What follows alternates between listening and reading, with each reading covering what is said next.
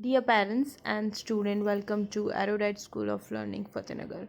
Mobile number 7568077458.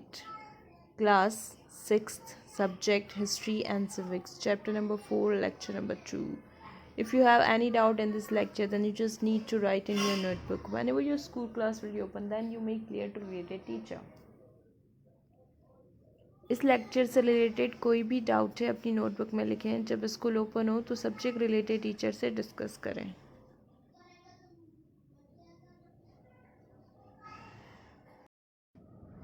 Page number 39, features of the Chinese civilization. Now we discuss the features of Chinese civilization. The contribution of a technically innovative and cultural vibrant civilization are many. These include the development of paper and silk, the art of printing, and the invention of compass and gunpowder. So, basic in Chinese civilization, they introduce paper, silk, art of printing, compass, and gunpowder. So, we have all these things because of Chinese civilization, because they created this. However, let's first read about the various features of the Chinese civilization. Now we discuss about the features of Chinese civilization. Number 1, social life. The king and later on the emperor was considered the secular and religion head of the society. Okay, king, he is the only person who has the right to take decisions for people, related to secular or related to religion. Under him were the nobles, means the top class, upper class peoples, and merchants, the craft people, and farmers, and finally the slaves in the descending order. They have their social structures like on the top nobles, then after merchants, craft persons, farmers, and then at the last slaves.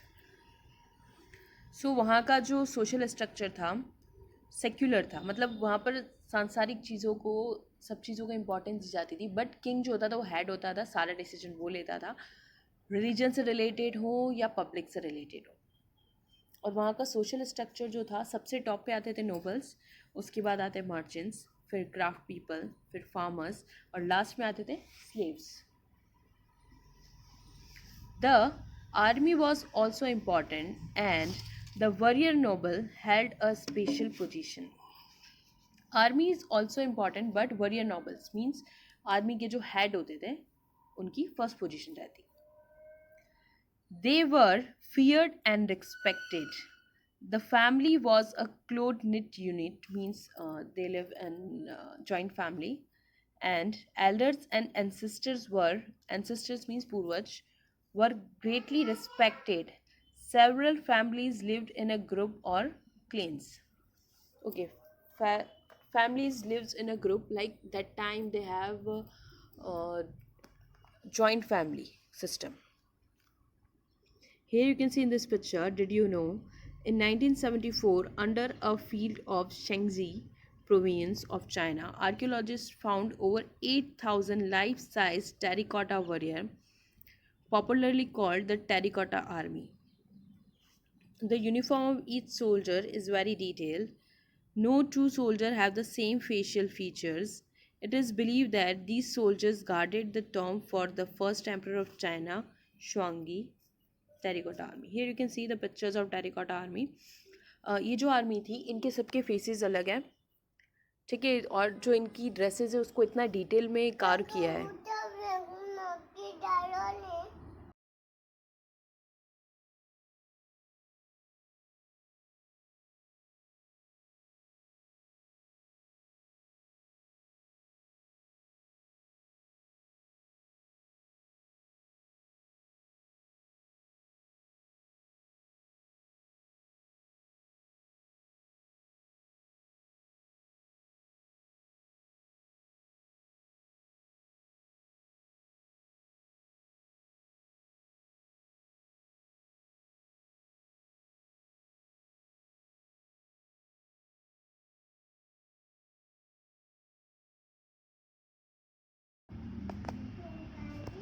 Occupation.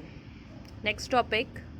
The ancient Chinese practiced a number of occupations like cultivation, cattle rearing, pottery making, and some of the chief occupation. Chinese were very good in pottery making. Pottery making, they use Chinese clay, which is used to make.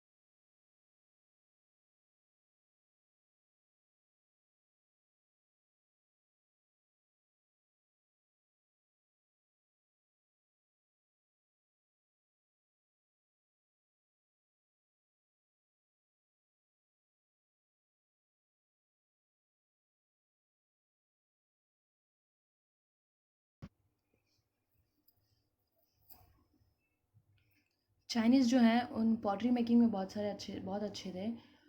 अभी भी Chinese की जो pottery है वो इतनी detail में इतनी उस चाइनीज़ पॉटरी के ऊपर जो वो यूटेंसिल्स के ऊपर जो वो प्रिंट्स करते हैं, पेंटिंग्स करते हैं, इतनी बारीक होती है। बहुत अच्छा है चाइनीज़ का pottery making. Agriculture. Agriculture was very intensive and in many cases controlled by the government. So usually Chinese control the agriculture under control of the government. All the farming lands were owned by the nobles, means nobles the head who control um, the land is under their ownership, who then gave their lands to the serfs. Serfs means the head of the farmers, and the serfs cultivated the lands and gave most of their produce to the land nobles. So they have the rule, means nobles gives land to the serfs and serfs cultivate the land, and whatever they grow get from the land they directly give to the nobles. Means क्या rule था, agriculture जो था वो उनका main occupation होता था। Means government की जो भी अर्निंग होती है वो एग्रीकल्चर से होती है। तो नोबल्स जो होते वो हेड होते, तो सारा लैंड जो होता है वो नोबल्स के अंडर कंट्रोल था, मतलब ऑनर जो होते लैंड के वो होते। उसके बाद में वो सर्व्स को थोड़ा थोड़ा लैंड प्रोवाइड करते, और उस लैंड से जो भी उन्हें फूड ग्रेन जो भी मिलता सारा वो नोबल्स को देते। They retain only a small portion to sustain themselves, and nobles give them only that much which is needed to survive their life. The nobles dominated and directed non-agricultural production also. सो वो लोग क्या करते थे कि nobles को सारा पहले nobles को देते हैं, फिर नॉबल डिसाइड करते हैं कि उस पर्सन की लाइफ के लिए सर्वाइव करने के लिए उसको जितना फूड ग्रेन चाहिए वो उतना उसको दे देते हैं.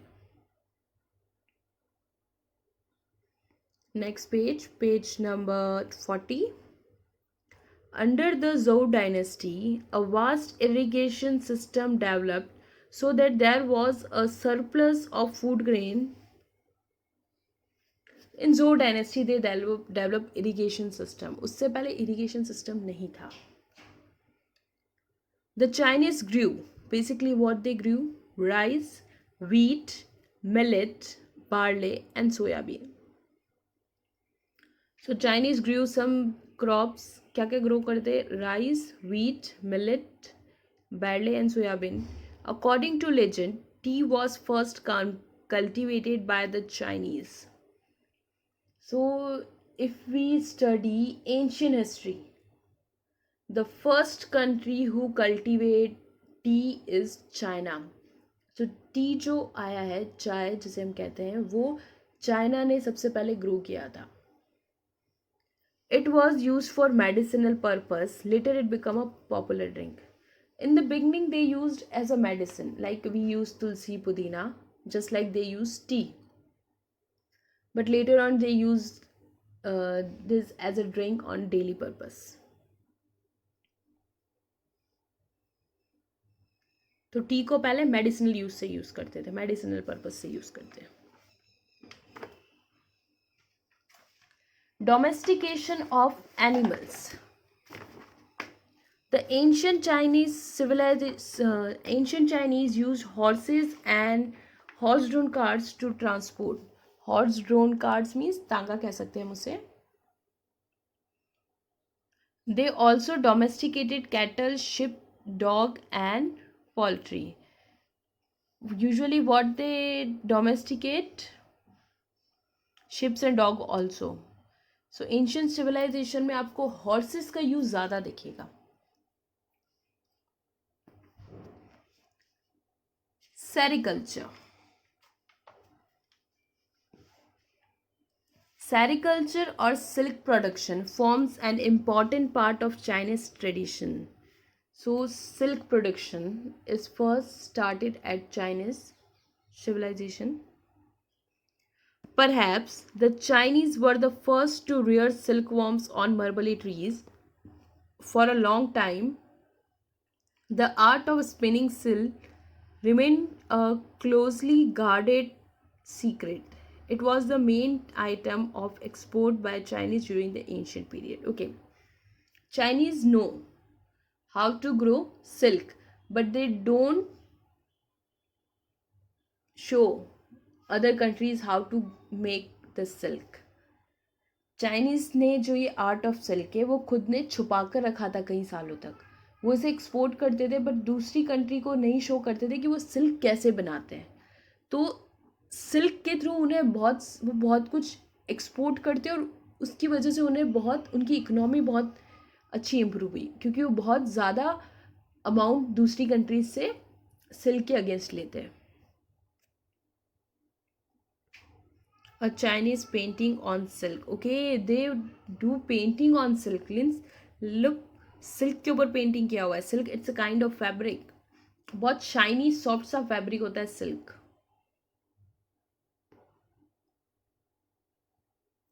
Pottery making. The Chinese potters developed a highly refined form of pottery material called porcelain. So Chinese pottery material, the name of the clay which they use to make pot is porcelain. A Chinese porcelain jar. Chinese porcelain jar you can see. देखो कितनी बारीक painting है. Chinese art और paintings pottery बहुत सुंदर है, बहुत सुंदर. They made beautiful vase, jars, cup, bowls and saucers. So these utensils they used to make with the help of clay. They used a special type of clay to make such pottery. Many of these had fine glossy surface. Fine glossy surface means shiny. Their outer surfaces look very shiny and were decorated with colorful designs. Usually Chinese pottery जो होती है वो देखना white colour की रहती है, ठीक है. वाइट कलर के ऊपर ये कलरफुल बहुत अच्छी डिजाइंड आर्ट और पेंटिंग करते हैं. तो चाइनीज पॉटरी बहुत फेमस है. तो चाइना की दो चीज़ें सबसे ज़्यादा फेमस है, एक तो हो गई पॉटरी और एक हो गई silk production. Carpentry. Wood was used extensively to construct buildings. Okay, they use wood in place of bricks and mud. है ना. हमारे यहाँ हम लोग किसी भी चीज़ को कंस्ट्रक्ट करने के लिए क्या यूज़ करते हैं?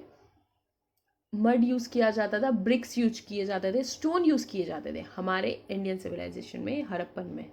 बट चाइनीज़ क्या यूज़ करते हैं? Would. Walls of palaces were made up of polished wood. Walls of palaces. Palaces की wall किससे बनी होती थी? Polished wood से.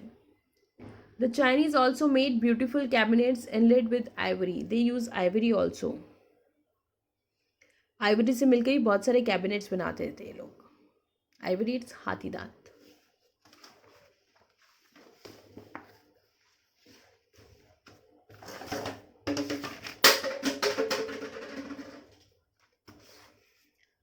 Next.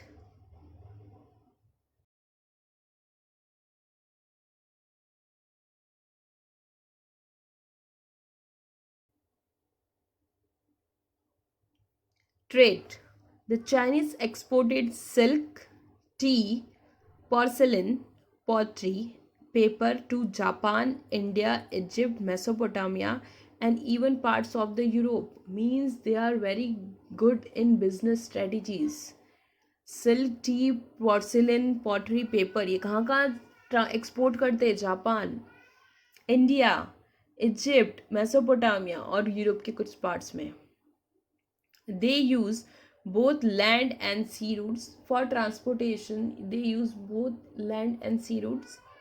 Trade along its Silk Route was a significant factor in the development of the great civilization of China. Silk Route. Silk is the only thing which helps China to grow fast. Civilization of China, Egypt, Mesopotamia, Persian and Indian subcontinent and Rome. Basically उस time बस ये इतने से continent थे. China हो गया, Egypt हो गया, मेसोपोटामिया हो गया, पर्शिया हो गया, इंडिया हो गया और रोम हो गया. तो ये इन सारे कॉन्टिनेंट के बीच में आपस में बहुत ज़्यादा इम्पोर्ट एक्सपोर्ट चलता था उस टाइम पे.